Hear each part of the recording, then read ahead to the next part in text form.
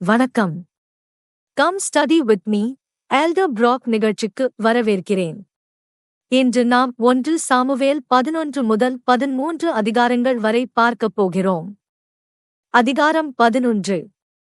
இஸ்ரவேல் இன்னும் ஒரு ராஜாவின் கீழ் வாழ்வது என்ன என்பதைக் கற்றுக்கொண்டு கொண்டிருந்தது.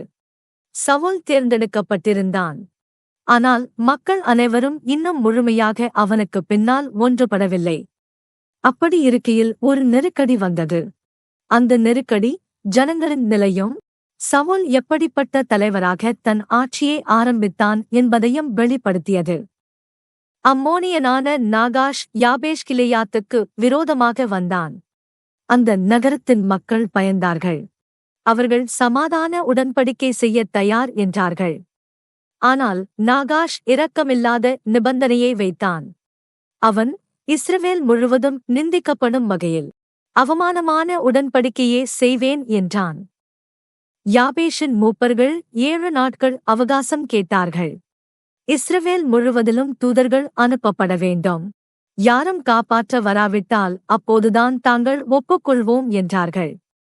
இந்த செய்தி கிபேயாவுக்கு வந்தபோது மக்கள் குரல் எழுப்பி அழுதார்கள். சவுல் வயலிலிருந்து வந்தான். மக்கள் ஏன் அழுகிறார்கள் என்று கேட்டான். யாபேஷின் செய்தியே அவன் கேட்டபோது தேவனுடைய ஆவி அவன்மேல் வல்லமையாய் இறங்கினது. அவனுடைய கோபம் மிகுந்தது. இது முக்கியம். இங்கே சவுல் வெறும் மனித உணர்ச்சியால் மட்டும் கிளர்ந்தெழவில்லை.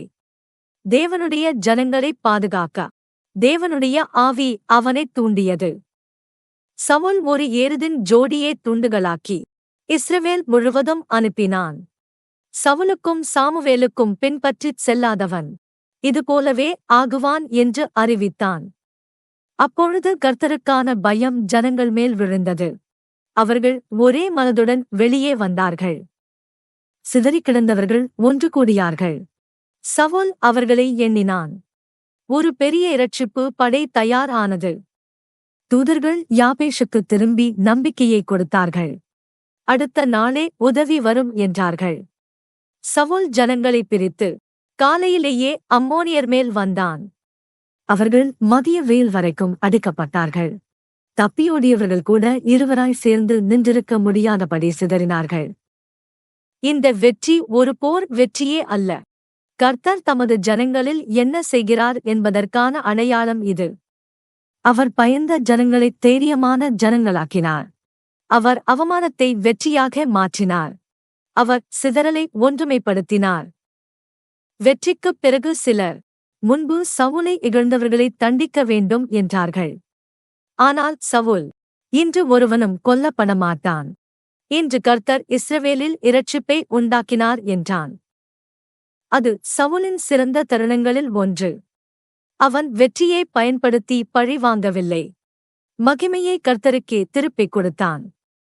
பிறகு சாமுவேல் கில்காலுக்கு போய் ராஜ்யத்தை புதுப்பிப்போம் என்றான்.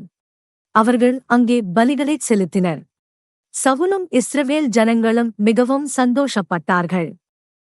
இந்த அதிகாரம் ஒரு உண்மையை கற்றுக் கொடுக்கிறது.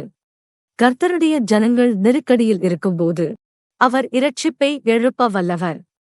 அவர் பயத்தை தைரியமாக மாற்றுவார். அவர் நிந்தையை மகிழ்ச்சியாக மாற்றுவார். இது இயேசு கிறிஸ்துவையும் சுட்டிக்காட்டுகிறது. அவர்தான் தம்மைத் தாமே காப்பாற்ற முடியாதவர்களிடமிருந்து வருகிற உண்மையான இரட்சகர். அவர் அவமானத்தின் உடன்படிக்கையே தருவதில்லை. அவர் இரட்சிப்பின் உடன்படிக்கையே தருகிறார். கர்த்தர் இரட்சித்த போது சொல்ல வேண்டிய பதில் இதுதான். மனிதன் செய்தான் என்று அல்ல, கர்த்தர் இரட்சித்தார் என்று. அதிகாரம் 12. ராஜ்யம் புதுப்பிக்கப்பட்ட பின் சாமுவேல் ஜனங்கள் முன் நின்று மிக முக்கியமான ஒரு விடைபெறும் உரையை பேசினான். இது ஒரு சாதாரண உரை அல்ல. இது ஒரு உடன்படிக்கைச் சாட்சி. முதலில் அவன் தன் நேர்மையை ஜனங்கள் முன் நிறுத்தினான். யாருடைய ஏறுதை எடுத்தேன்? யாருடைய கழுதையை எடுத்தேன்? யாரை ஏமாற்றினேன்? யாரை ஒடுக்கினேன்? யாரிடமிருந்து லஞ்சம் வாங்கினேன் என்று கேட்டான். மக்கள், நீ எதுவும் செய்யவில்லை என்றார்கள். அதன்பின் சாமுவேல், கர்த்தரும் அபிஷேகம் செய்யப்பட்ட ராஜாவும் சாட்சியாக இருக்கட்டும் என்றான். அவன் இப்போது பேசப் போகிறதெல்லாம் தனிப்பட்ட விரக்தி அல்ல, தீர்க்கதரிசன உண்மை. பிறகு சாமுவேல் கர்த்தர் இஸ்ரவேலோடு நடந்து கொண்ட வரலாற்றை நினைவுபடுத்த ஆரம்பித்தான். கர்த்தர் யாக்கோபையும் அவன் சந்ததியையும் எகிப்துக்கு அழைத்துச் சென்றார். கர்த்தர் மோசேயையும் ஆரோனையும் அனுப்பினார். கர்த்தர் தமது ஜனங்களை விடுவித்தார். மீண்டும் மீண்டும் அவர்கள் கர்த்தரை மறந்தபோது அவர்கள் சத்துருக்களின் கைகளில் ஒப்படைக்கப்பட்டார்கள். பிறகு அவர்கள் கர்த்தரிடத்தில் கூப்பிட்டார்கள். அப்போது அவர் இரட்சகர்களை எழுப்பினார். அதுதான் சாமுவேலின் கருத்து. இஸ்ரவேலின் வரலாறு வல்ல மனிதர்களின் வரலாறு அல்ல, அது விசுவாசமான தேவனின் வரலாறு. ஆனால் நாகாஷ் வந்தபோது மக்கள் எங்களுக்கு ராஜா வேண்டும் என்றார்கள். அவர்களுக்கே கர்த்தர் ராஜாவாக இருந்தபோதும் அவர்கள் காணக்கூடிய ஒன்றைத் தேடினார்கள். சாமுவேல் கர்த்தர் அவர்களுக்கு ராஜாவை அனுமதித்ததை மறுக்கவில்லை. ஆனால் அவர்களின் கோரிக்கையின் அடிப்படை என்ன என்பதை தெளிவுபடுத்தினான். அவர்கள் காணக்கூடிய கட்டமைப்பில் நம்பிக்கை வைத்தார்கள். எப்போதும் தங்களைத் தவறவிடாத காணாத தேவனில் நம்பிக்கை வைக்கவில்லை. பின்னர் சாமுவேல் ஆசீர்வாதத்திற்கான நிபந்தனையை அறிவித்தான். அவர்கள் கர்த்தரை பயந்து அவருக்கு சேவை செய்து அவருடைய சத்தத்துக்கு கீழ்ப்படிந்து அவருடைய கட்டளைக்கெதிராக புரட்சி இழக்காமல் இருந்தால் அவர்கள் மற்றும் அவர்களுடைய ராஜாவும் கர்த்தரை பின்பற்றிச் செல்ல முடியும் என்றான். ஆனால் அவர்கள் கீழ்ப்படியாவிட்டால் கர்த்தருடைய கை அவர்களுக்கு விரோதமாயிருக்கும் என்றான். இதற்குச் சாட்சியாக கோதுமை அறுவடை நாளில் இடியையும் மழையையும் அனுப்பும்படி சாமுவேல் கர்த்தரிடத்தில் கூப்பிட்டான். அந்த பருவத்தில் இப்படிப்பட்ட புயல் மிகவும் அதிசயமானது. கர்த்தர் அந்த நாளில் இடியையும் மழையையும் அனுப்பினார். மக்கள் கர்த்தரையும் சாமுவேலையும் மிகவும் பயந்தார்கள். அந்த புயல் வெறும் வானிலை மாற்றம் அல்ல, அது ஒரு சாட்சி. அவர்கள் இலகுவாக எடுத்துக்கொண்ட தேவன் இன்னும் வானங்கள் மேல் ஆண்டு கொண்டிருந்தார்.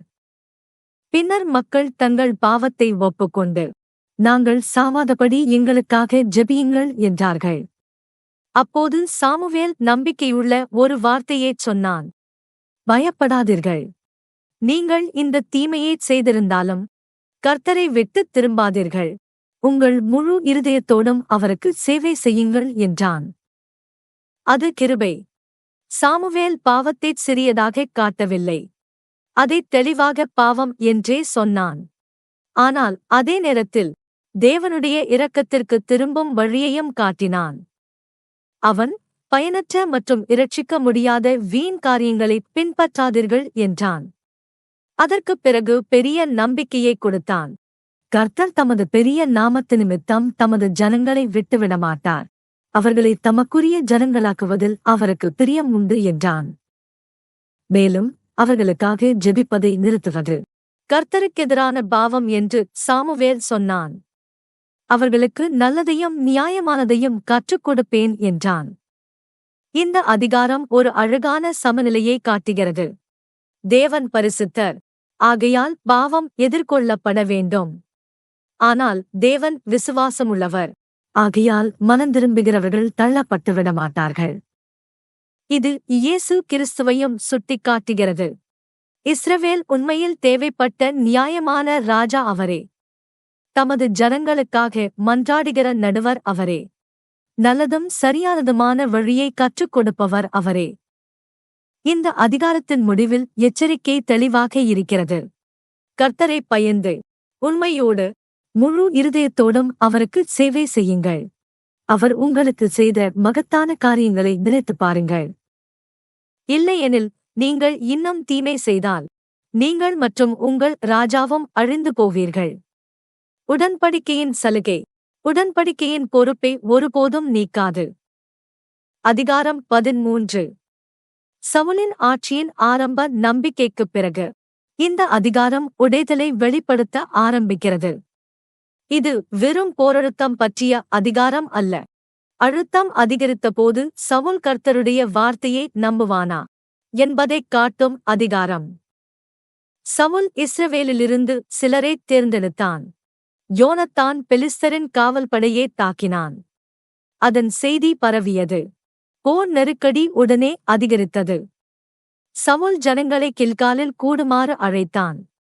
ஆனால் பெலிஸ்தர் மிகுந்த பலத்தோடு கூடினர். அவர்களுக்கு இரதங்களும் குதிரையோர்களும் கடற்கரையின் மணலைப் போல அநேகமான ஜனங்களும் இருந்தனர். இஸ்ரவேல் ஜனங்கள் தாங்கள் நெருக்கடியில் இருப்பதைக் கண்டபோது மிகவும் கலங்கினர். அவர்கள் குகைகளிலும் புதர்களிலும் கற்களிடையிலும் உயர்ந்த இடங்களிலும் குழிகளிலும் ஒளிந்து கொண்டார்கள். சிலர் யோர்தானைக் கடந்தும் ஓடிப்போனார்கள். சவுல் கில்காலிலேயே இருந்தான். ஆனால் ஜனங்கள் நடுங்கிக் கொண்டே அவனைப் பின்தொடர்ந்தார்கள். சாமுவேல் முன்பே சவுலிடம் 7 நாட்கள் காத்திருக்கச் சொல்லியிருந்தான். அவன் வந்து என்ன செய்ய வேண்டும் என்று காட்டுவான் என்றிருந்தான். அதுவே ஒரு சோதனை. சவுல் கீழ்ப்படுதலால் வழிநடத்துவானா அல்லது பயத்தால் நடக்கவானா? அவன் குறிக்கப்பட்ட 7 நாட்களும் காத்திருந்தான். ஆனால் சாமுவேல் சவுல் எதிர்பார்த்த நேரத்தில் வரவில்லை. மக்களும் அவனை விட்டு சிதற ஆரம்பித்தார்கள். அப்போது சவுல் காரியத்தை தன் கையிலே எடுத்துக்கொண்டான். அவன் தகனபலியையும் சமாதான பலியையும் கொண்டு வந்து தானே தகனபலியே செலுத்தினான். அவன் முடித்த உடனே சாமுவேல் வந்தான். அது மிகவும் கூர்மையான தருணம். கடைசி அழுத்தத்தைத் தாங்காமல் சவுல் உடைந்தான். சாமுவேல், நீ என்ன செய்தாய் என்று கேட்டான். அதற்கு சவுல் தன் காரணங்களைச் சொன்னான். மக்கள் சிதறிக் கொண்டிருந்தார்கள். சாமுவேல் வரவில்லை. பெலிஸ்தர் கூடிவிட்டார்கள். அதனால் நான் என்னைத் தள்ளிப் போட்டு பலி செலுத்தினேன் என்றான்.